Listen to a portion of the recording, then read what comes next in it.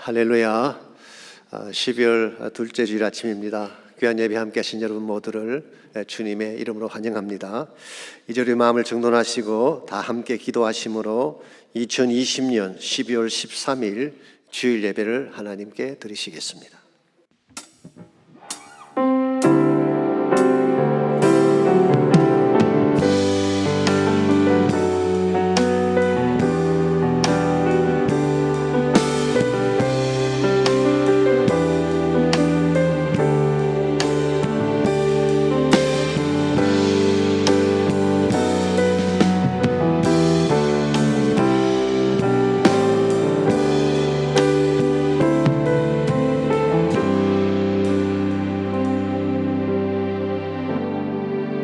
만군의 여호와여, 주의 장막이 어찌 그리 사랑스러운지요. 주의 집에 사는 자들은 복이 있나니 그들이 항상 주를 찬송하리이다. 주께 힘을 얻고 그 마음에 시온에 대로가 있는 자는 복이 있나이다. 그들이 눈물 골짜기로 지나갈 때에 그곳에 많은 샘이 있을 것이며 이런 비가 복을 채워주나이다. 그들은 힘을 얻고 더 나아가 시온에서 하나님 앞에 각기 나타나리이다. 아멘. 하나님 감사합니다. 이 거룩한 주일 아침 저희들을 주의 보좌 앞으로 불러주시고 전심을 다하여 예배하게 하시니 감사합니다. 예배하는 중에 시온의 대로가 일리게 하시고 하나님의 영광된 임재와 능력이 나타나는 거룩한 아침 되게 하시며 성도 한 분 한 분이 하나님을 친히 만나 뵙고 전심을 다하여 경배하는 귀한 아침 되게 하여 주시옵소서. 예수님의 이름으로 기도하옵나이다. 아멘.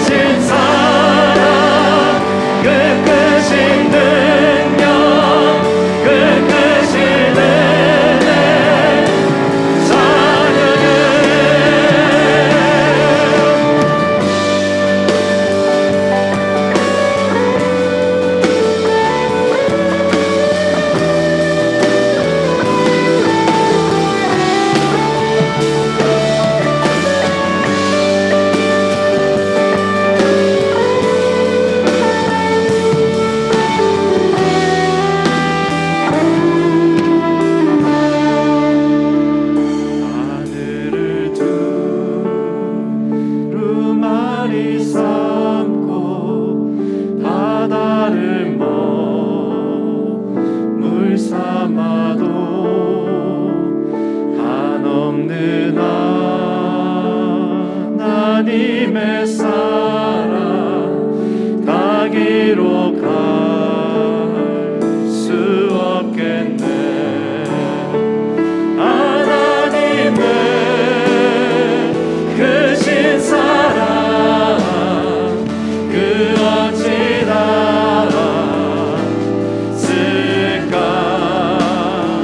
저 하늘로 비싸도 재우지 못하리.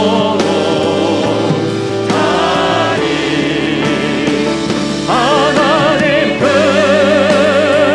크신 사랑을 증량 다 못하네.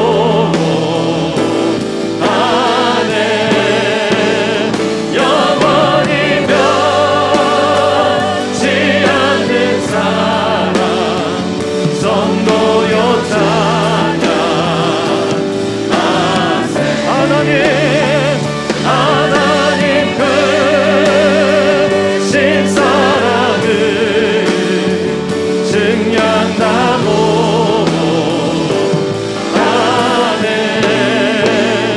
영원히 변치 않는 사랑 성도여 찬양하세.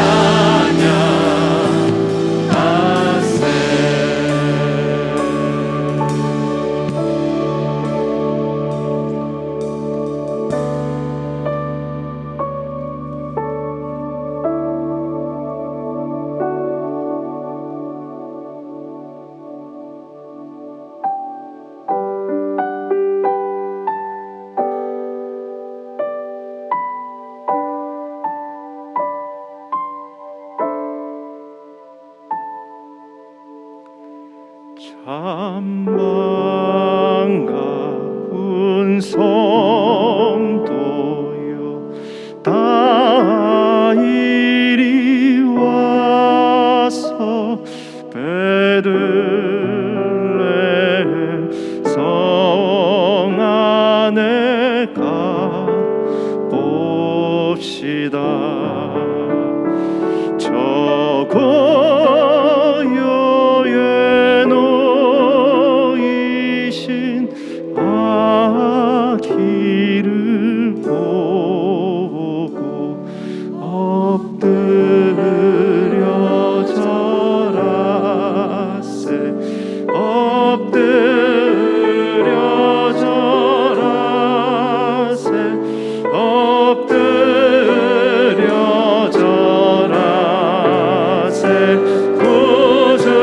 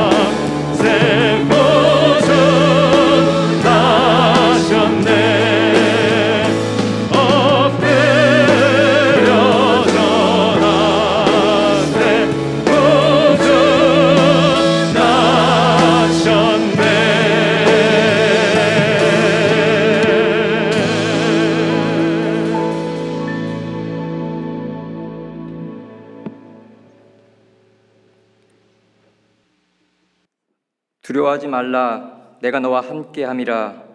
놀라지 말라, 나는 내 하나님이 됨이라. 내가 너를 굳세게 하리라. 참으로 너를 도와주리라. 참으로 나의 의로운 손으로 너를 붙들리라. 사랑과 은혜의 주님, 감사합니다. 2020년 코로나 바이러스로 인하여 모든 것이 멈춰버린 듯한 힘겨운 한 해를 보냈습니다. 멈춰버린 비즈니스, 멈춰버린 계획들, 멈춰버린 교회 사역과 예배들, 정말 많은 것들이 멈추고 많은 것들이 변화되었고 많은 것들이 방향을 알지 못하는 혼란의 상태에 있습니다. 그럼에도 불구하고 주님의 동행하심과 은혜는 절대로 멈추지 않으심을 믿습니다. 이 어둠 속에서도 주님은 우리의 빛이 되시며 우리가 붙들 수 있는 유일한 희망임을 알게 하시니 감사합니다. 우리의 주변을 바라보면 코로나 바이러스는 예전보다 더 기승을 부리며 그로 인한 걱정과 두려움이 우리의 삶을 덮고 있습니다. 그러나 이것들을 능히 잠재울 수 있는 기쁨과 감사의 능력을 허락하시어 남가주 새누리교회 모든 성도님들이 하루하루의 삶 속에서 주님과 함께 승리할 수 있도록 하여 주시옵소서. 이 변화된 환경에 적응할 수 있는 힘을 주시고 어떠한 상황 속에서도 주님께 집중할 수 있도록 저희를 이끌어 주시옵소서. 우리를 위해 이 땅에 오신 예수 그리스도의 탄생을 기뻐하며 다시 한번 희망을 품을 수 있게 하여 주시옵소서. 이 모든 상황보다 크신 주님을 신뢰하게 하여 주시옵소서. 멈춰야만 비로소 보이는 것들이 있음을 깨닫습니다. 성도들이 함께 모여 교제하는 것이 얼마나 소중한 것들인지 깨닫고 모두 함께 모여 뜨겁게 예배하고 떡을 떼는 것이 얼마나 큰 의미였는지 이제 알 것 같습니다. 가족들과 많은 시간을 함께하며 더 사랑하고 더 이해할 수 있는 기회를 허락하심에 감사합니다. 조금 더 여유로워진 시간들로 인하여 주님과 더 많은 시간을 함께하며 소통할 수 있게 하시니 감사합니다. 어려움 속에서도 나보다 더 힘든 주변 이웃들을 돌아보고 생각하는 12월을 살게 하여 주시옵소서. 아무것도 염려하지 말고 오직 모든 일에 기도와 간구로 너희 구할 것을 감사함으로 하나님께 아뢰라. 그리하면 모든 지각에 뛰어난 하나님의 평강이 그리스도 예수 안에서 너희 마음과 생각을 지키시리라. 이러한 코로나 시대에도 전 세계 각처에서 복음 들고 나가 있는 선교사님들을 위해 기도하기 원합니다. 아팀은 선교 새벽 기도를 통하여 기도로 복음 사역에 동참케 하여 주시옵소서. 주님께서 새롭게 쓰실 2021년의 새 날들을 기대하고 고대합니다. 1년간의 움츠림에 더욱 성장하고 뜨거워진 예배를 갈망합니다. 이번 제자훈련을 통하여 길러진 96명의 주님의 참 제자들이 펼쳐나갈 새로운 사역과 헌신을 통하여 새로운 부흥을 체험케 하여 주시옵소서. 이 어두운 침체기에 교회를 이끌고 있는 박성근 목사님과 사역자들 그리고 리더들을 위해서도 기도하기 원합니다. 성령 충만함으로 채워주시고 이들을 격려하고 용기를 주셔서 2021년 다시금 도약할 수 있는 힘과 열정을 허락하여 주시옵소서. 오늘 예배가 저희의 신령과 진정으로 드려지는 예배 되게 하시고 주님께서 정말로 기뻐하시는 귀한 시간 되게 하여 주시옵소서. 이 모든 말씀 우리를 위해 이 땅에 오셔서 십자가에 달리시고 다시 부활하신 예수 그리스도 이름으로 기도했습니다.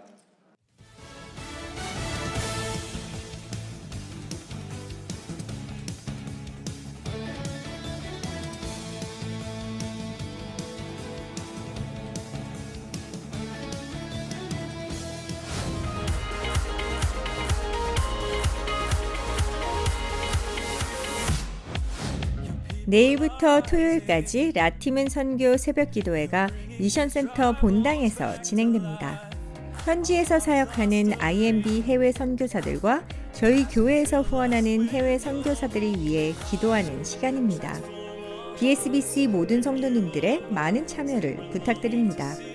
주보 안에 있는 기도 제목들을 참조하여 함께 기도해 주시기 바랍니다.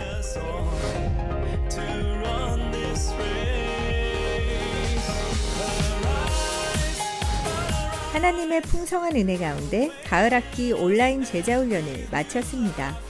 12주간의 모든 훈련 과정을 마치고 수료하신 성도님들께 축하를 드립니다. 예수님을 닮은 참된 제자의 모습으로 섬기는 삶을 사시기 바랍니다. 또한 기도로 함께 후원해 주신 모든 성도님들께 감사드립니다.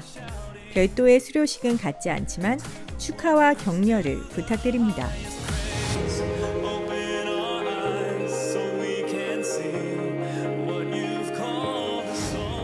오는 12월 25일 오전 10시 30분에 성탄 축하 연합 예배를 드립니다.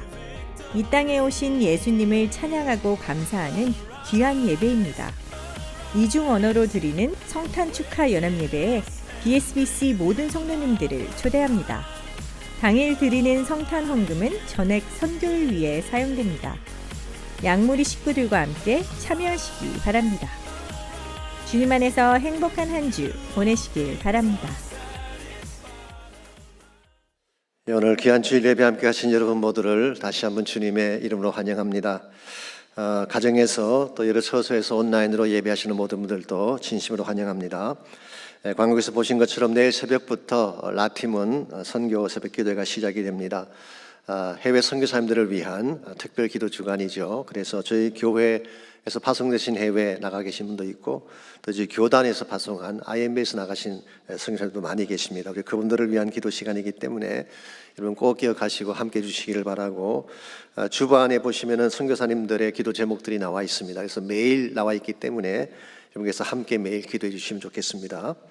아울러서 12월 25일 성탄절날 우리가 매년 드리던 것처럼 크리스마스 데이 월십 서비스가 있습니다. 여러분 기억하시고 온 가족이 함께 하셔서 찬양도 하고 또 헌신도 하시면 좋겠습니다.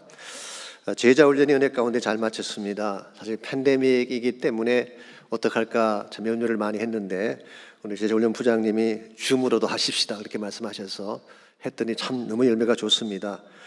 어림에도 불구하고 96명이 수료를 했습니다. 이거 대단한 열매죠. 수고하신 모든 교사님들께 진심으로 감사의 말씀을 드립니다. 오는 금요일부터 어와나가 또 3주간 방학이라고 하니까 참조하시면 좋겠습니다. 우리 시간 하나님 앞에 드릴 예물을 위해서 함께 기도하겠습니다. 살아계신 하나님 감사합니다. 한 주간 저희들의 삶의 터전 가운데 함께 해주시고 팬데믹이 창궐하고 어려운 소식들이 많이 들려옴에도 불구하고 주님 안에 거하는 우리의 삶이 있게 하신 것을 감사합니다. 이 시간에 우리의 마음과 정성을 담아 소중한 것 하나님께 올려드립니다. 말씀에 순종해드리는 11조물을 축복해 주시고 또 감사의 제목들 가운데 더 많은 감사의 제목을 허락해 주시며 하나님의 복음을 위해 드려지는 선교 헌금과 또 구제와 섬김을 위해 드려진 모든 헌물을 축복해 주셔서 주의 영광 위에 바르게 쓰임받는 아름다운 물질 되게 하여 주옵소서. 모든 것 주님께 감사드리오며 예수님의 이름으로 기도하옵나이다. 아멘.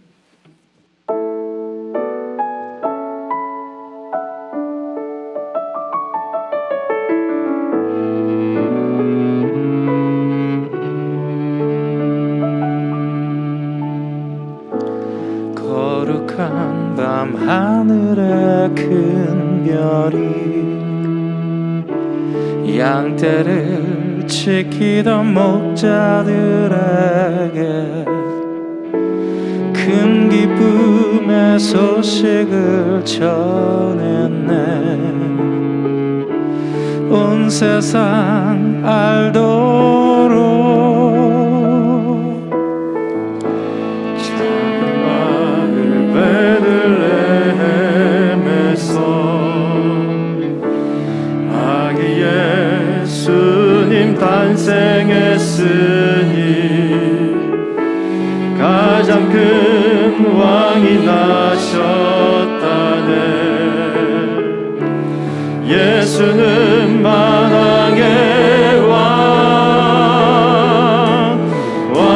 왕이 나셨다. 이 땅을 구원하실 만 백성들아 기뻐하라. 우리의 왕이 나셨다.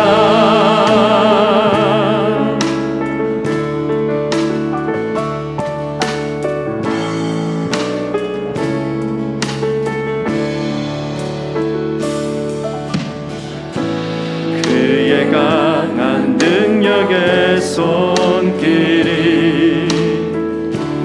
병든 자 가난한 자들에게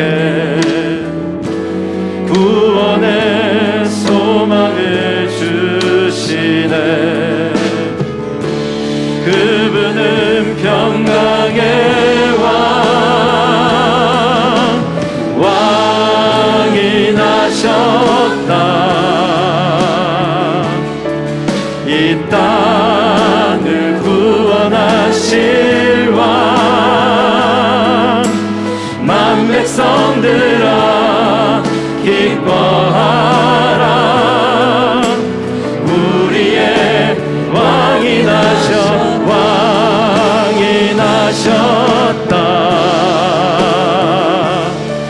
이 땅을 구원하실 왕, 만 백성들아 기뻐하라. 우리의 왕이 나셨다.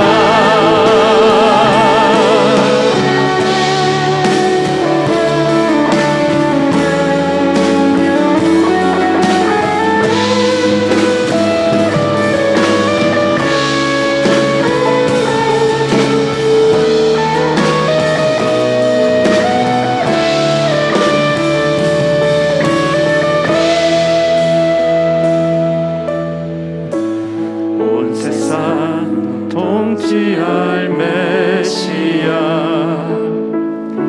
주께서 온 우주 다스리니 그 나라 영원하리라. 왕께 경배하세. 왕이 나셨다. 이 땅을 구원하실 왕, 만 백성들아 기뻐하라. 우리의 왕이 나셨다.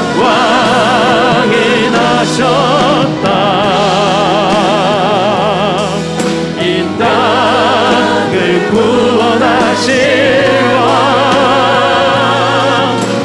만 백성들아 기뻐하라. 우리의 왕이 나셨다.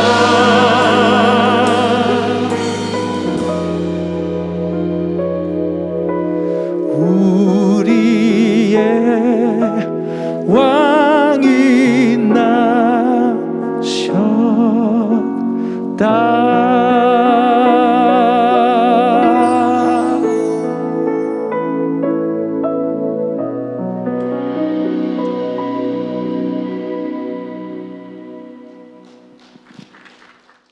인생을 리셋하라. 호세아 2장 8절로 15절까지 말씀입니다. 곡식과 새 포도주와 기름은 내가 그에게 준 것이요, 그들이 바알을 위하여 쓴 은과 금도 내가 그에게 더하여 준 것이거늘 그가 알지 못하도다.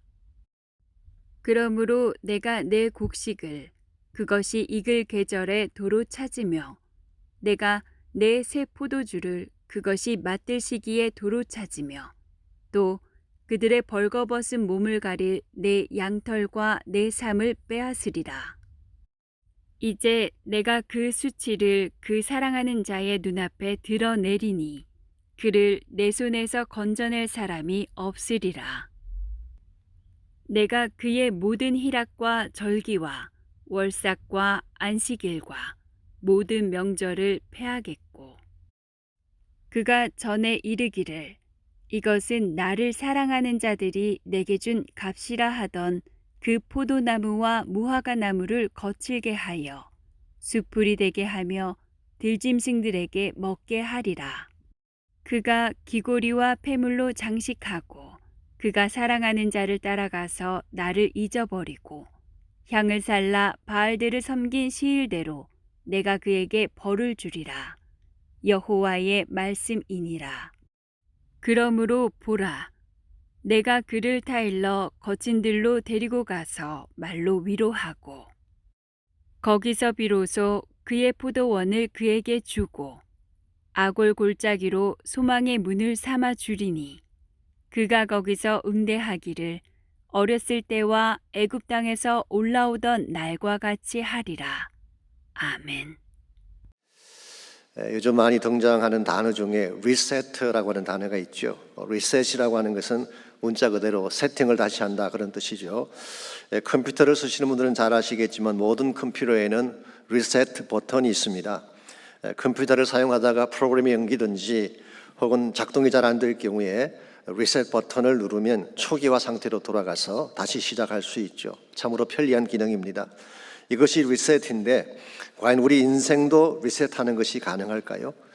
지금까지 살아왔던 잘못된 자취나 실수들을 다 지우고 모든 것을 원점으로 돌려서 다시 시작하는 것이 가능할까요?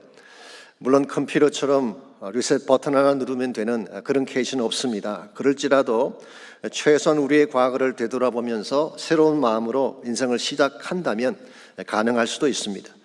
그래서인지 모르지만 최근에 나온 책들 가운데에 인생의 리셋에 대한 책들이 많이 있습니다.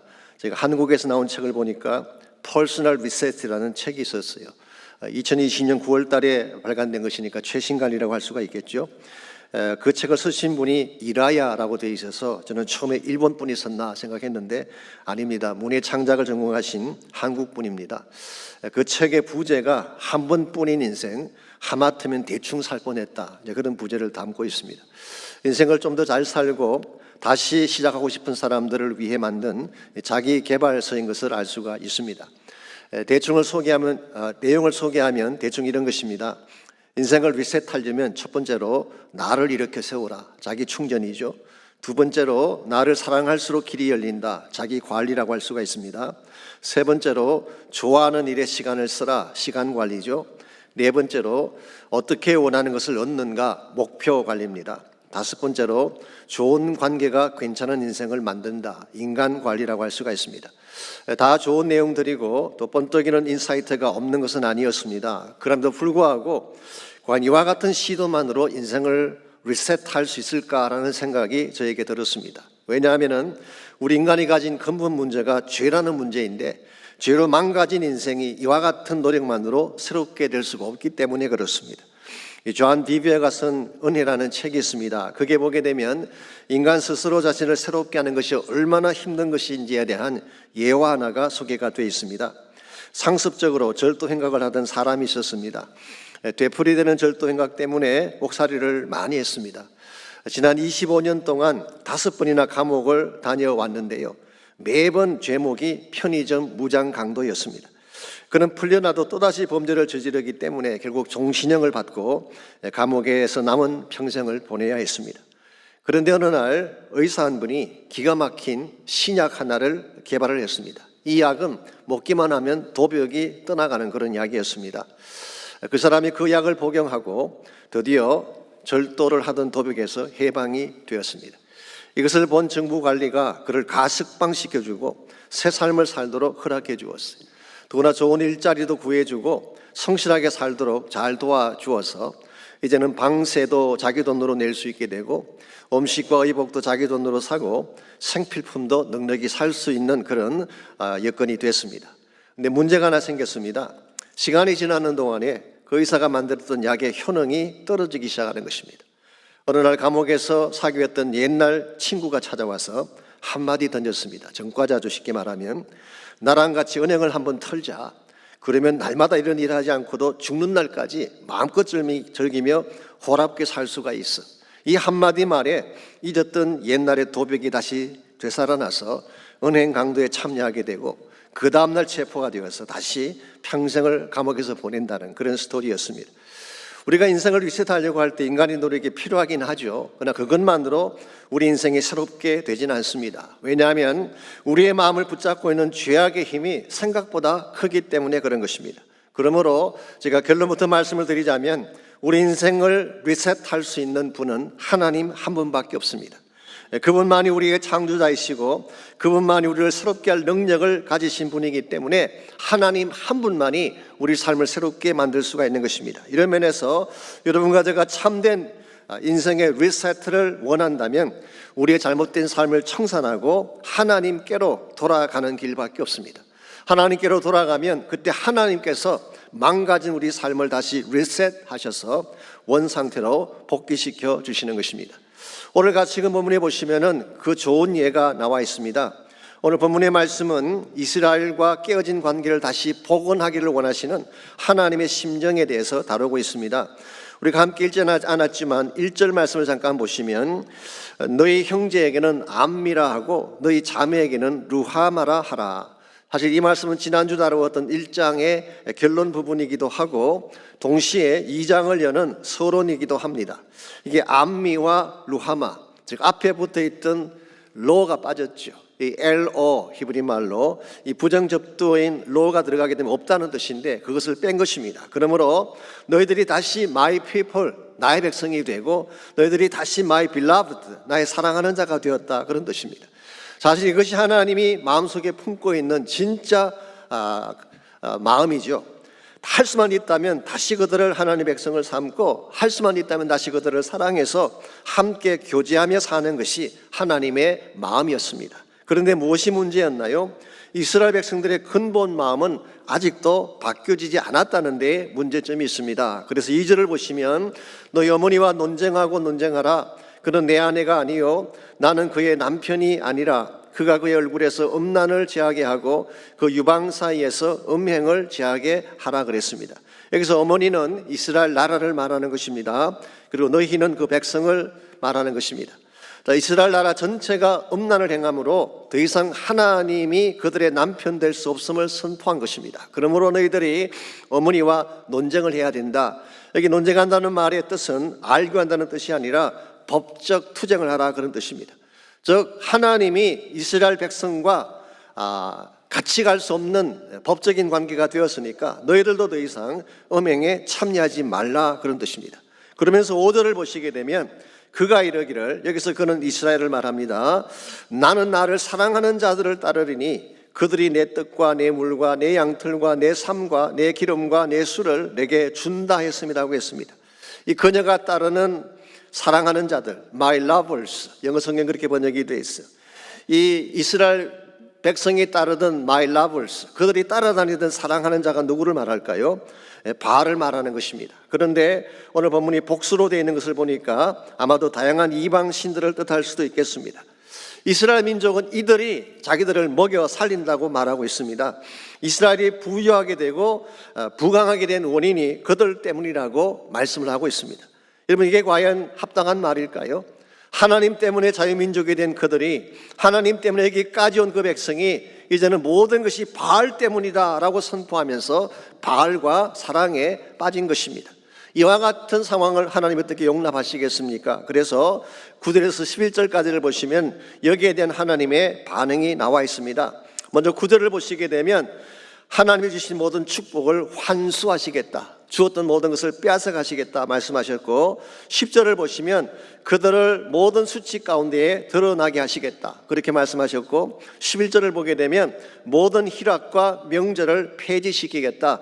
The Message Bible은 The party time is over, 잔치는 끝났다 그렇게 번역을 했어요. 13절을 보시면 나를 잊어버리고 바알을 섬긴 날수대로 그들에게 징벌을 주리라. 이것이 엄행한 민족을 향한 하나님의 준엄한 심판 메시지라고 할 수가 있습니다. 그러나 과연 이것이 하나님의 본심이었을까요? 그건 아니라는 것입니다. 우리가 잠깐 14절을 보시게 되면요, 사실 14절 말씀이 굉장히 중요한 내용을 다루고 있는 것인데요, 보게 되면 하나님 본심이 그렇지 않다는 사실을 14절과 15절을 통해서 우리에게 소개합니다. 14절, 그러므로 보라 내가 그를 타일러 그친들로 데리고 가서 말로 위로하리라 그랬어요. 이 타이른다는 이 표현은 옛날 번역은 개요하여 그렇게 번역했는데요, 설득한다 그런 의미를 갖고 있습니다. 하나님 이스라엘 백성을 강권적으로 데려나가는 것이 아니라 이 마음을 잘 타일러서 함께 그친들로 나가자 그렇게 말씀한 것입니다. 여기서 말하는 그친들은 광야, 윌더니스를 말합니다. 그리고 많은 성경 주석가들이 이 광야는 이스라엘 민족이 처음 애굽에서 나왔을 때에 하나님과 40년을 함께했던 그 장소로 해석을 하고 있습니다. 이 광야가 비록 거칠고 척박한 땅이긴 하지만 이 광야야말로 하나님 이스라엘 백성을 처음 만나서 교제했던 첫사랑의 장소였기 때문에 하나님은 이곳에서 그들과 다시 관계를 시작하자 그렇게 말씀한 것입니다. 그래서 우리 유진 피터스 목사님이 중심이 돼서 번역한 The Message 바이블을 보게 되면 14절을 이렇게 번역을 해놓았어요. 이제 내가 할 일을 밝히는데 나는 모든 것을 다시 시작하고 싶다. And now here's what I'm going to do. I'm going to start all over again. 내가 다시 너희들과 시작하고 싶다. 어디에서? 광야에서. 그래서 The Message 바이블은 이 광야를 우리가 첫 데이트를 했던 곳이라 그렇게 번역한 것을 볼 수가 있습니다. 저는 여기에 하나님의 진정한 심정이 잘 나타나 있다고 생각을 합니다. 비록 이스라엘 민족이 더럽혀졌어요. 몸도 더럽혀지고 마음도 더럽혀졌어요. 많은 부분이 상하고 깨어지고 부서지긴 했지만 나에게로 돌아오라. 그러면 다시 시작하고 싶다. 이게 하나님의 본심인 것입니다. 오늘 여러분과 저를 향하신 하나님의 본심도 마찬가지라고 생각합니다. 우리 가운데 망가지지 않는 인생이 있나요? 더럽고 누추하지 않게 살아온 사람이 있습니까? 실패와 후회의 흔적을 가지지 않은 인생이 어디 있나요? 우리 모두는 다 깨어지고 망가진 존재인데 하나님이 우리 인생을 리셋하셔서 다시 시작하고 싶다 그렇게 말씀하고 계세요. 저는 여기에 소망이 있다고 생각합니다. 이것이야말로 성경이 말하는 복음이라고 생각합니다. 다 망가진 죄인도 죄 씻음 받고 새 사람 될 수 있다는 것이 복음이 아니고 무엇이겠습니까? 이런 측면에서 오늘 본문을 통해 하나님은 여러분과 저를 초청하고 계십니다. 비록 너희들의 모습이 험악하게 변했을지라도 망가지고 깨어졌을지라도 다시 나에게로 오라. 그럼 내가 너희들을 리셋해서 새로운 회복 가운데 살게 하시겠다. 이것이 하나님이 여러분을 향하신 초청이고 우리를 향하신 놀라운 사랑의 초청이라고 할 수가 있습니다. 자, 그렇다면 우리가 어떻게 할 때에 하나님께로 나아가서 우리 삶을 다시 회복하고 새 삶을 시작할 수가 있을까요? 오늘 본문을 보시게 되면 이스라엘 백성들의 케이스를 통하여서 우리 삶을 새롭게 시작하는 데 꼭 필요한 몇 가지 원리가 오늘 본문에 잘 소개가 되어 있습니다. 첫 번째로 필요한 것이 잘못된 과거를 청산하는 것입니다. 여러분이 새 생활을 시작하려면 옛 생활을 끊어야 되는 것입니다. 옛 관행을 그대로 남겨둔 채 어떻게 새 일을 시작할 수가 있겠어요? 그래서 이런 말이 있습니다. 회개가 없으면 회복도 없다. No repentance, there's no restoration. 그런 말이 있어요. 사실 이 말은 척 피어스라는 분이 하신 말인데요. 이 시온의 영광 국제사역부가 있습니다. Glory of Zion International Ministry. 그 총재를 맡으신 분인데 사실 그 사역단체는 유대인과 일방이 하나가 되어서 세계 선교 비전을 이루자 그렇게 해서 형성된 단체입니다. 그런데 그분의 주장이 뭐냐고 하면 세계 선교도 좋고 선교 전략도 좋지만 이 모든 것보다 먼저 선행해야 될 것이 있다. 우리의 잘못된 과거를 청산해야 된다는 것입니다. 회개하지 아니하고 어떻게 비전이 성취가 될 수가 있고 하나님 나라가 이루어질 수가 있느냐? 회개가 우선돼야 된다. 그런 말씀하셨어요. 저는 일리가 있다고 생각을 합니다. 오늘 본문에 기록된 이스라엘 백성의 케이스도 마찬가지예요. 그들이 바알을 따라다니며 영적 음행을 계속하면서 동시에 하나님과 만남을 새롭게 한다. 이거 불가능한 것이죠. 그랬기 때문에 호시아와 동시대 사역을 했던 이사야 선지자는 이사야 55장 7절에서 다음과 같은 말씀을 적고 있습니다. 악인은 그의 길을, 불의한 자는 그의 생각을 버리고 여호와께로 돌아오라. 그리하면 그가 긍휼히 여기시리라. 우리 하나님께로 돌아오라. 그가 너그럽게 용서하시리라 그랬어요. 이 말씀 속에 두 가지 중요한 키워드가 나오죠. 버리고 오라는 말과 돌아오라는 말입니다. 이 돌아오라고 하는 것은 히브리 말로 숲, 이 숲이라고 하는 것이 구약 성경에 나오는 회개를 표현하는 대표적인 단어입니다. 신약에서는 메타노이아라는 단어를 썼죠. 구약에서는 숲이라는 단어가 돌이킨다 그런 뜻인데 쉽게 표현하면 방향을 턴하는 것을 말하는 것입니다. 우리 페이트에서 늘 강조했던 턴, 이 방향을 돌리는 것을 의미하는 것입니다. 자, 방향을 턴하려면 반드시 전제해야 될 것이 있는데 그게 뭘까요? 버리고라는 단어입니다. 악한 길을 버리고 불의한 생각을 버려야지 턴에서 돌아올 수 있는 것이지 과거의 관행을 그대로 둔 채 어떻게 돌아올 수가 있겠어요? 오늘 여러분과 제가 정말 새 삶을 살기를 원한다면 과거의 잘못들을 처리를 해야 돼요. 끊을 것은 끊고 잘못된 것은 뉘우치고 회개를 해야지 우리 인생을 새롭게 시작할 수가 있는 것입니다. 오래전에 제가 김정근 목사님이 설교하시는 중에 이런 말씀을 들었던 기억이 있습니다. 한 여학생이 목사님을 찾아와서 상담을 했습니다. 어떻게 하다 보니까 교수님과 사랑에 빠졌다는 것입니다. 그 교수님은 가정을 둔 사람인데 결국 불륜을 저지르게 된 것입니다.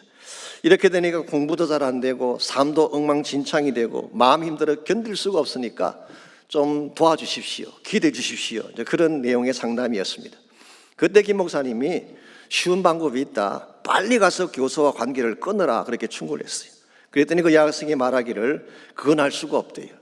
교수님과의 관계는 끊지 아니하고도 이 고통에서 벗어날 수 있도록 기도해달라.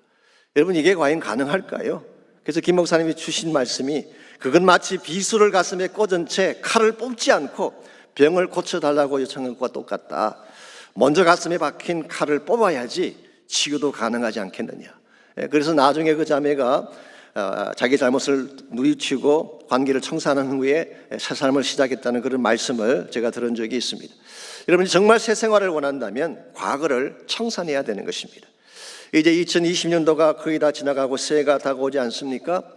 우리의 잘못된 관행을 끊지 아니하면요, 해가 바뀌어도 마찬가지입니다. 문제는 그대로 남아있는 것입니다. 그러므로 우리가 정말 새 삶을 살기를 원한다면 하나님이 기뻐하지 않는 관행들을 다 끊어야 돼요. 불신앙도 끊어야 되고 하나님 무시하며 살았던 우리의 삶도 끊어야 되고 부정직하게 잘못되게 살았던 모든 삶들을 십자가 앞에 가지고 나가서 자복하고 청산을 해야지 새 삶을 시작할 수가 있는 것입니다. 여러분, 가정의 문제를 회복하는 것도 마찬가지입니다. 우리의 가정에서 배우자들에게, 자녀에게 잘못 행했던 관습이 있다면 끊어야 되는 것입니다.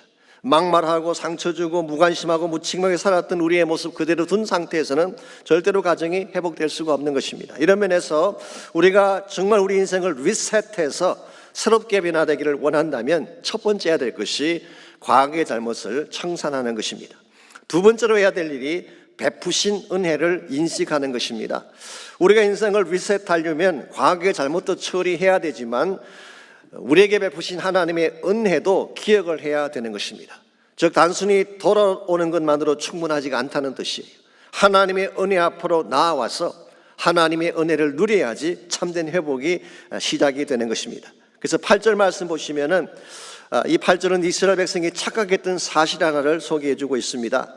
곡식과 새 포도주와 기름은 내가 그에게 준 것이요 그들이 바알을 위하여 쓴 은과 금도 내가 그에게 더하여 준 것이거늘 그가 알지 못하도다. 이게 내가 누구를 말할까요? 하나님을 말하는 것입니다. 하나님이 이스라엘 백성에게 곡식도 주고 새 포도주도 주고 기름도 주었다. 심지어 그들이 바알을 위해 사용했던 은과 금도 하나님이 주신 것인데 그들이 알지 못했다는 것입니다. 이스라엘 민족은 착각을 했습니다.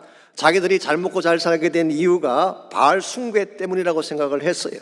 그래서 많은 곡식을 거두고 새 포도주를 마시게 되고 기름진 것을 먹게 되니 모든 것이 바알을 숭배했기 때문이다. 그들은 그렇게 생각을 했어요. 그래서 12절을 잠깐 보시면은 이런 표현이 나옵니다. 그가 전에 이르기를 이것은 나를 사랑하는 자들이 내게 준 값이라 그랬어요. 즉 이스라엘 백성이 따라다녔던 사랑하는 자들, 라벌스, 그들이 이스라엘에게 준 값이래요. 이걸 쉽게 표현하면은 매춘의 대가다 그런 뜻입니다. 그들이 엄행을 행함으로 말미암아 이 바알 숭배를 함으로 말미암아 그들이 받게 된 대가, 그런 뜻을 말하는 것입니다. 이런 면에서 정말 이스라엘 백성은 하나님의 은혜를 저버리고 하나님을 제외시키고 오히려 바알을 숭배하고 바알과 짝하게 살았던 민족이라고 부를 수가 있습니다. 오늘 여러분과 제가 인생을 바르게 살려면요, 나에게 주어진 모든 것이 하나님의 은혜라는 사실을 깨달아야 돼요. 내가 잘나서 얻은 것이 아니고 내가 어떻게 하다 보니까 운이 좋아서 얻게 된 행운이 아니라 하나님이 나에게 주신 은혜다. 이 은혜에 대한 인식이 분명해야지 여러분 삶의 회복이 가능하게 되는 것입니다. 일반적으로 무엇이 좀 잘 풀려가게 되면 많은 분들이 착각을 합니다. 내가 열심히 했기 때문에 얻게 된 결과이지, 내가 잘나서 얻게 된 결과이지, 아니면 내가 세상을 잘 만나서 얻게 된 결과이지, 그렇게 생각하는 분이 계시는데요, 여러분 기억하실 중요한 사실이 뭔지 아십니까? 하나님이 주시지 않으면 한 개도 얻을 수가 없어요. 나에게 주어진 모든 것은 하나님이 주신 거예요. 나의 생명도 그분이 주셨고 나의 건강도 하나님이 주셨어요. 나의 가정, 나의 비즈니스 다 하나님이 주신 것입니다. 하나님이 나에게 베풀어 주신 은혜를 기억하지 아니하면 절대로 바르게 설 수가 없는 것입니다. 저는 저희 교회를 생각할 때마다 이 사실을 잊지 않으려고 스스로 다짐을 합니다. 저는 64년간의 과정을 돌아보세요. 곳곳에 섬에 있는 하나님의 은혜를 발견할 수밖에 없습니다. 만약 하나님의 은혜가 아니었더라면 오늘 우리가 보고 있는 BSBC는 존재할 수 없었을 거예요. 여기서 하나님이 모든 것을 다 해주셨는데 이 사실을 망각한 채 바알을 따라가면서 세상을 따라가면서 하나님을 제외시킨다면 하나님께서 어떻게 하실 것 같아요? 9절 말씀 다시 보십시오. 주어진 모든 축복을 환수하시겠다 그렇게 말씀하셨어요. 곡식도 도로 찾아버리겠고 새 포도주도 다시 찾겠고 너희들을 가릴 수 있는 털과 삶도 다 빼앗아 버리리라.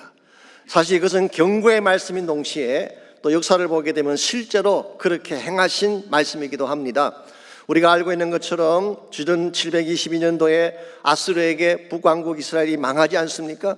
그들이 포로로 끌려갈 때에 그동안 그들이 자랑했던 그 모든 것들이 어디 있었나요? 다 사라지고 말았어요. 모든 것들은 다 하루아침에 없어지고 만 것입니다. 오늘 하나님이 주신 것을 인정하지 아니하고 세상을 바라보고 바알을 바라보게 되면 우리는 가진 것 빼앗길 수 있게 되고 하나님을 떠날 수 있게 되는 것입니다. 저는 이번에 코로나 사태를 겪으면서 정말 많은 것을 생각하게 됐습니다. 우리가 자랑했던 모든 것들이 순식간에 다 날아갈 수도 있겠구나 그런 생각이 들었어요. 아시는 막강한 미국을 보세요. 얼마나 강했습니까? 그런데 미국이 지금 흔들리고 있잖아요. 이 방역 시스템부터 정치가들의 대처 방안에 이르기까지 헤매고 있잖아요. 지금 경제는 바닥을 치고 시집가들은 기하급수로 늘고 있는데 미국 중심부가 아닌 이걸 해결할 수 있을까 회의가 들지 않을 수가 없습니다. 키는 이것입니다. 미국이 정말 회복되기를 원한다면 하나님 은혜 앞으로 나가야 되는 것입니다. 미국의 중심부가 하나님께로 돌아올 때 하나님이 비로소 주시는 것이 회복이고 축복이지 하나님 떠난 인생이 어떻게 회복을 누릴 수가 있겠어요? 우리 개인의 삶도 마찬가지입니다. 지금 질병이 창궐하고 있잖아요. 우리 삶의 기반이 무너지고 있는데 우리 힘으로 아무리 발버둥 쳐도 일어날 수가 없습니다. 미국 정부가 도와줄 것 같지만 실제는 그렇지도 않습니다. 어저께 저도 신문을 보니까 70대 한인분의 식당에 대한 가슴 아픈 기사가 났었잖아요. 종업원들이 다 나갔기 때문에 선수 깍두기를 만들고 조리부터 포장까지 힘겹게 그렇게 식당을 운영하는데 시정부에서 스티커 하나를 달지 않았다고 벌금을 매겼어요. 이 티켓을 발부한 것입니다. 은행 잔고를 보여주면서 정말 망하게 되었다고 사정을 해도 소용이 없더래요. 제가 그 기사를 보면서 참 마음이 아팠습니다. 왜냐하니까 여러분 가운데도 그런 일을 당할 분들이 계실 것이기 때문에 이 세상 믿을 거 못 됩니다. 바알 믿으면 안 돼요. 우리의 안전과 우리의 풍요를 그들이 책임져 주는 것이 아닙니다. 하나님이 책임지시는 것입니다. 정말 나를 도와주고 내가 어려울 때에 내 편이 되어줄 수 있는 진정한 의미에서 나를 도와줄 수 있는 분은 바알이 아니라 우리의 본 남편이신 하나님밖에 없는 줄 압니다. 그러므로 여러분과 제가 참된 의미에서 삶이 회복되기를 소원한다면 세상 자랑 다 내려놓고 나의 힘 자랑 다 내려놓고 하나님 은혜 앞으로 나아가야 되는 것입니다. 이와 같이 우리가 인생을 다시 새롭게 시작하기를 원한다면 1차적으로는 잘못된 과거에서 돌아서야 됩니다. 이것을 우리는 회개라고 부르죠. 두 번째는 은혜를 인식하고 은혜의 보좌 앞으로 나아가야 됩니다. 그때 하나님께서 길을 열어주시는 것입니다. 그러나 이 두 가지만으로 충분하지 않습니다. 정말 여러분의 삶이 새롭게 되기를 원한다면 하나님이 준비해 주신 실제적 축복을 경험을 해야지 진정한 차원에서 회복으로 나아갈 수가 있습니다. 오늘 본문에 보시게 되면 하나님은 광야에 이 축복을 예비하시고 여러분과 저에게 광야에서 축복을 주시겠다고 말씀하고 있어요. 그러므로 우리 인생을 새롭게 시작하려면 광야로 나가서 광야의 축복을 경험해야 되는 것입니다.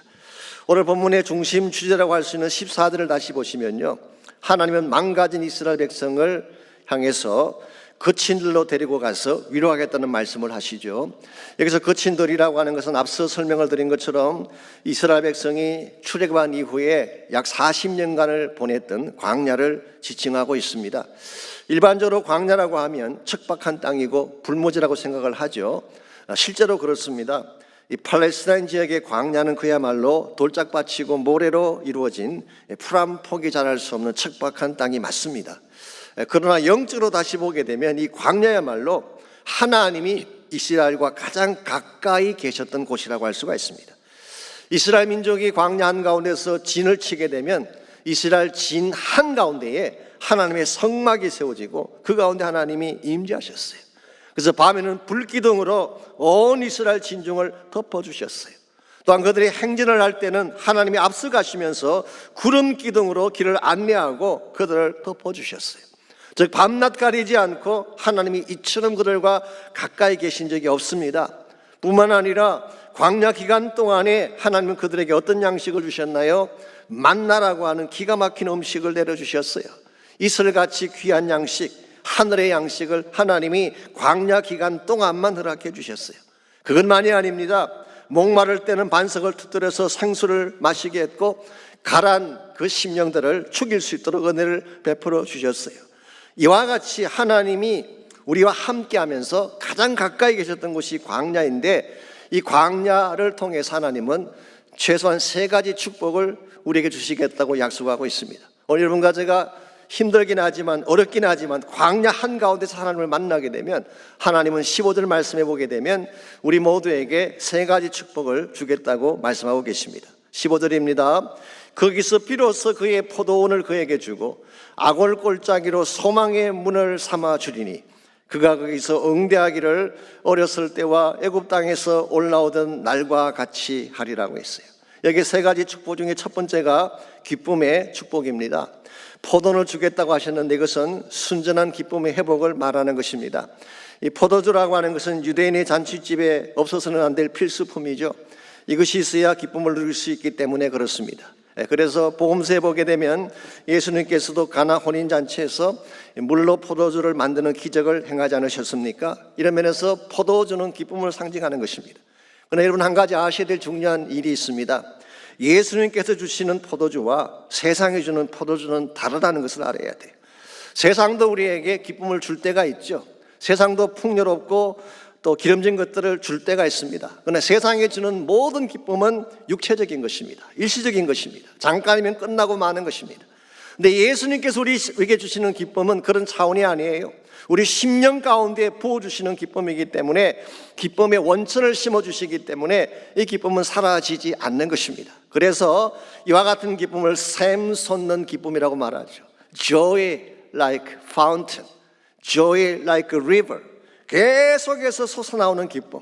우리 마음 중심에 하나님이 기쁨의 원천을 주셨기 때문에 환경이 아무리 척박하고 아무리 어려워도 이 기쁨은 앗아갈 수가 없는, 이 기쁨을 누가 주시는 것일까요? 성령께서 우리에게 주시는 것입니다. 성령께서 우리 마음속에 기쁨의 원천을 심어주시게 되면 우리 광야라고 할지라도 척박한 땅을 걸어갈지라도 기쁨 가운데 살 수가 있는 것이죠. 이것이 하나님께서 광야에서 주시는 첫 번째 축복이에요. 두 번째가 소망의 축복을 말씀하십니다. 오늘 본문을 보시면은 아골 골짜기로 소망의 문을 삼아주겠다는 표현이 나오죠. 여기는 아골 골짜기가 어떤 곳을 말할까요? 여호수아 7장에 보시게 되면 아간이라고 하는 사람이 범죄를 했을 때에 이스라엘 민족이 다 그 아간을 중심에 놓고 돌로 쳐서 죽이고 그게 돌 무더기를 쌓았습니다. 그 돌 무더기 쌓은 그곳을 아골 골짜기라고 불렀죠. 그러므로 이것은 저주의 장소이면서 죽음의 장소이면서 패배를 상징하는 수치의 장소라고 할 수가 있습니다. 이 아골이라는 이름 자체가 무슨 뜻인가요? 아, 골이 아프다. 그래서 괴롭다 그런 뜻이에요. 트러블. 이와 같이 고통스러운 곳, 정말 골이 아플 정도로 트러블이 가득 찬 그곳을 소망의 문을 여시겠대요. 여기에다가 gateway to the hope, 소망을 향하는 문을 여시겠다고 말씀합니다. 이건 굉장한 어메이징한 은혜가 아닐 수가 없습니다. 여러분과 제가 하나님께로 돌아가게 되면 하나님이 이와 같이 아골 골짜기를 깨뜨리고 우리에게 소망의 새 문을 열어주신다고 약속하고 있어요. 오늘 우리의 삶 속에도 사실 아골 골짜기가 있습니다. 우리가 원했던 것은 아니지만 우리 연약함 때문에 또 우리 실수 때문에 절망의 무더기에 돌무더기에 갇히는 경우가 있죠. 이와 같이 절망의 돌무더기에 갇혔을 때에 누가 우리를 그 돌무더기로부터 건져낼 수가 있을까요? 이 나훈아 씨가 부른 노래처럼 태스 형 세상이 왜 이래, 왜 이렇게 사는 게 힘들어, 이렇게 절규한다고 태스 형이 와서 구해줄까요? 나훈아가 말하는 태스는 소크라테스를 말하는 거 아시죠? 이 태스 형도 사실 인생을 고민하다가 세상을 떠난 한 인간에 불과합니다. 그러므로 어느 누구도 죽음과 절망의 돌무더기에서 우리를 건져낼 자가 없는데 유일하게 한 분, 그분이 바로 예수 그리스도십니다. 그분은 실제로 절망의 무덤에 갇혔다가 그 무덤을 깨뜨리고 다시 살아나신 유일한 능력자이기 때문에 예수님만이, 부활하신 예수님만이 여러분의 악올 골짜기를 깨뜨리고 악올을 덮고 있는 돌무더기를 다 깨뜨려버리고 새 소망의 문을 열어주는 것입니다. 그러므로 여러분께서 하나님께로 돌아와야지 닫혀있는 문이 열리게 되고 절망이 변화해서 소망이 되는 것입니다. 세 번째로 말씀하신 축복이 찬양의 축복입니다. 14절 마지막 파트를 보시기 바랍니다. 그가 거기서 응대하기를 어렸을 때와 애굽 땅에서 올라오던 날과 같이 하리라. 그가 응대하기를 그랬는데 여기서 말하는 그는 이스라엘 백성을 말합니다. 영어 성경은 she will respond. 일반적으로 나라는 여성으로 표현을 많이 하죠. 또 철치도 여성으로 표현하잖아요. 그래서 she will respond. 이것은 이스라엘 백성이 보이는 반응을 말하는 것입니다. 그들이 어떻게 반응을 보이냐고 하면 어렸을 때 애굽 땅에서 올라오던 날과 같은 반응을 보이겠다. 이 반응의 실제적 내용이 뭘까요? 출애굽기 15장에 보시면은 이스라엘 백성이 홍해를 건넌 직후에 모세와 함께 불렀던 유명한 노래가 나옵니다. 그래서 우리는 모세의 노래라고 지칭을 하죠. 그 노래는 그들을 구원하고 건져내신 하나님을 향한 찬양의 노래였습니다. 15장 2절을 보면 이런 말씀이 나옵니다. 여호와는 나의 힘이요 노래시며 나의 구원이시다. The Lord is my strength, my song, and my salvation. 여호와 하나님이 나의 힘이 되시고 나의 노래가 되시고 나의 구원이 되신다. 이게 사실은 모든 하나님 백성이 불러야 될 찬송의 주제라고 할 수가 있습니다. 그랬는데 이스라엘 백성은 이 노래를 잊어버렸어요. 왜 그랬을까요?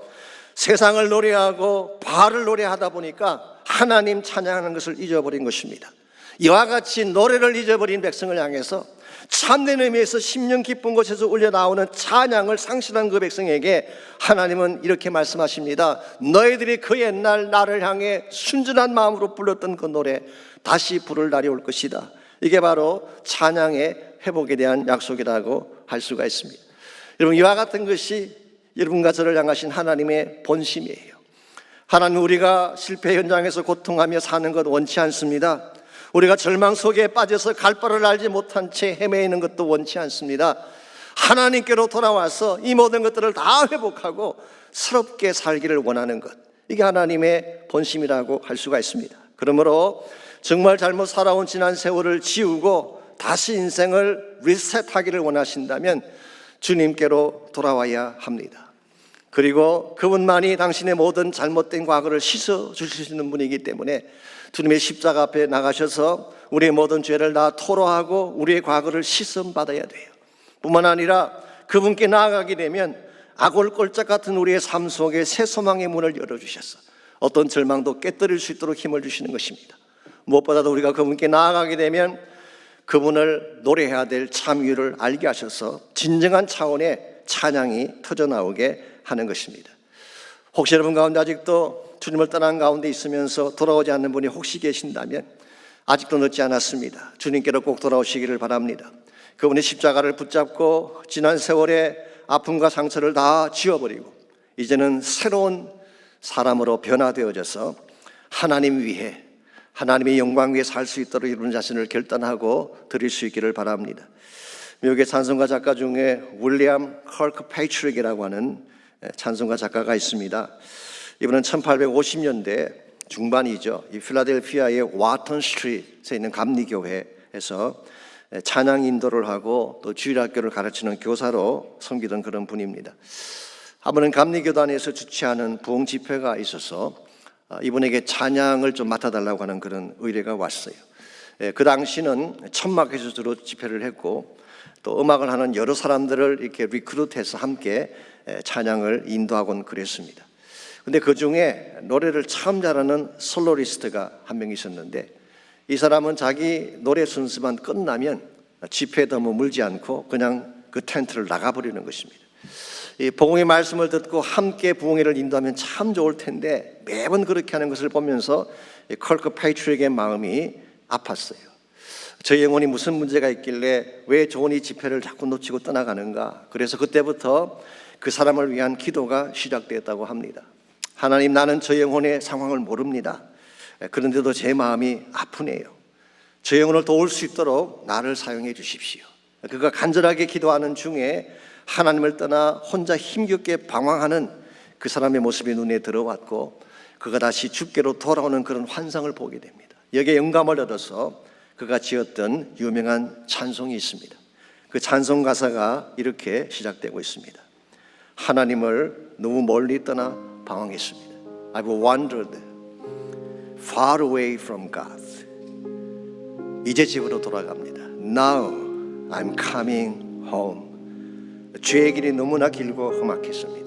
The path of sin too long I've trod. Lord, I am coming home. Coming home, coming home. Never more to roam. 집으로 갑니다. 다시는 방황하고 싶지 않습니다. Lord, I am coming home. 2절은 이렇게 기록되어 있습니다. 그 많은 소중한 세월을 낭비했습니다.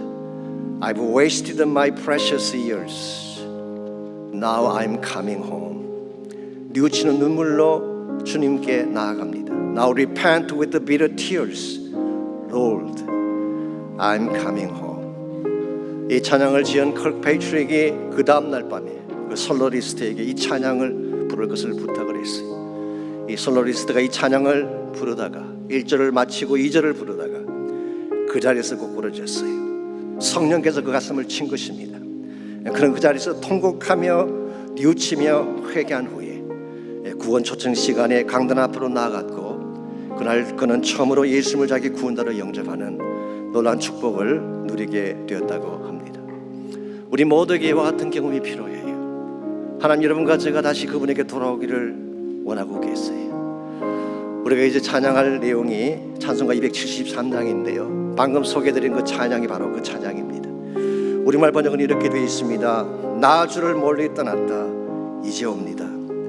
나 죄의 길에 시달려 이제 옵니다.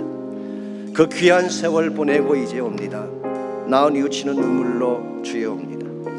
이 병든 마음을 고치려고 이제 옵니다. 큰 힘과 소망 바라고 주에 옵니다. 나 바랄 것이 무엇인가? 우리 주 예수 날 위해 돌아가심만 믿고 옵니다. Coming home, coming home. Lord, I am coming home. 이제 남은 이 찬양 같이 했으면 참 좋겠습니다. 여러분 마음의 문을 열고 우리를 초청하시는 그 하나님 앞에 정말 내 자신을 고백하는 그런 마음으로 이 찬양을 함께 부르면 좋겠습니다. 나 주를 멀리 떠났다 이제 옵니다. 주를 멀리 떠났다 이제 옵니다. 나 죄의 길에 시달려 주여 옵니다. 그 귀한 세월 보내고 이제 옵니다. 나 뉘우치는 눈물로 주여 옵니다.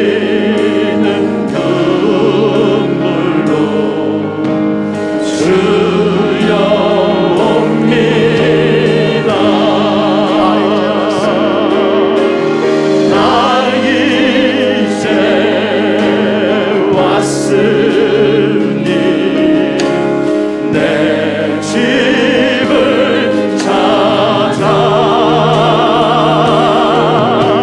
주여 나를 받으사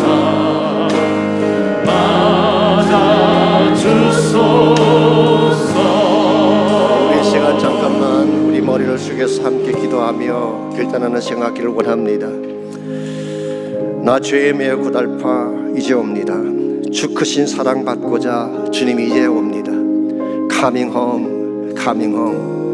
Lord, I'm coming home. 우리 마음 가운데 이 찬양이 회복되기를 원합니다. 하나님을 떠나갔던 심령들, 혹시 하나님과 관계가 단절되었기 때문에 아픔을 겪었던 영혼들이 혹시 있다면 이 시간 마음의 문을 열고 여러분을 초청하며 사랑하시는 것 주님 앞에 나가는 시간이 있기를 바랍니다. 지난날의 실패 우리 모두에게 있습니다. 지난날에 하나님 떠나 방황했던 험악하게 살아왔던 세월들이 우리에게 있죠. 그러나 하나님 그 모든 것들을 다 지우시고 다시 시작할 것을 말씀하고 계세요. 이 시간 마음의 문을 열고 주님께로 나가셔서 주의 십자가 보혈을 붙잡고 기도하시기 바랍니다. 우리의 모든 과거 죄악들을 자백하며 토로하며 하나님 나는 죄인입니다. 하나님을 떠나갔습니다.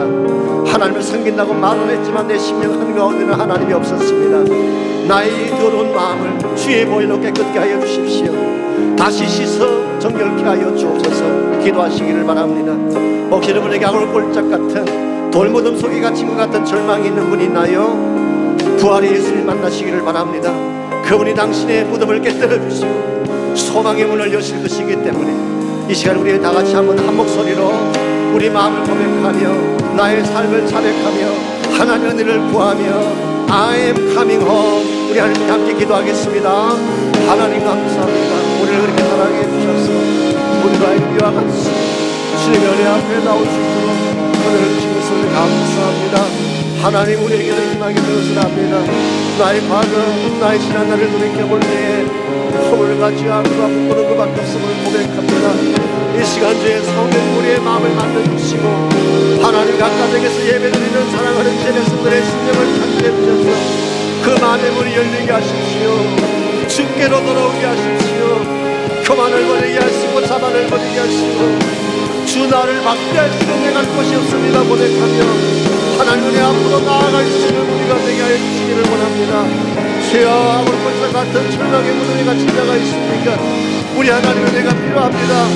부활의 예수님이 필요합니다. 우리 주님께서 우리를 도와주셔서 우리 모든 없는 골장을 깨뜨리고 새 소망을 가질 수 있도록 하나님 저희들을 축복하여 주시옵소서. 이 병든 마음을 이 병든 마음을 고치려 이제 옵니다.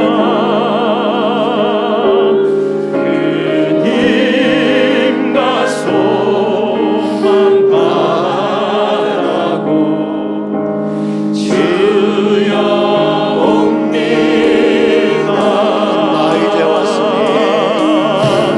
나의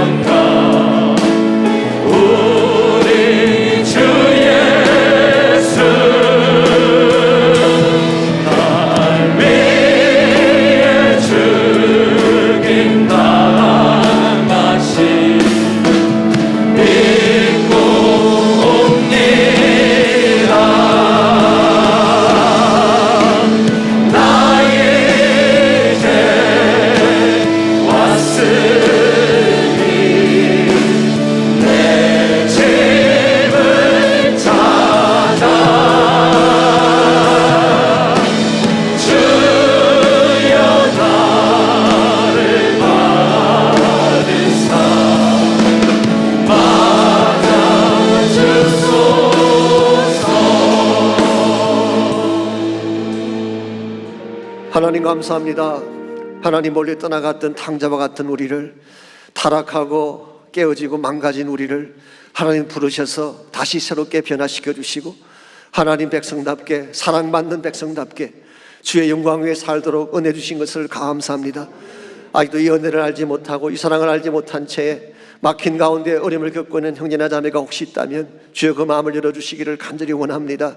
아굴골짜 같은 돌무덤을 깨뜨려 주시고 부활의 소망 바라볼 수 있는 역사가 있게 도와주셔서 정말 예수님 때문에 다시 살게 하시고 일어나게 하시고 큰 군대 같은 역사들이 일어날 수 있도록 은총을 베풀어 주옵소서.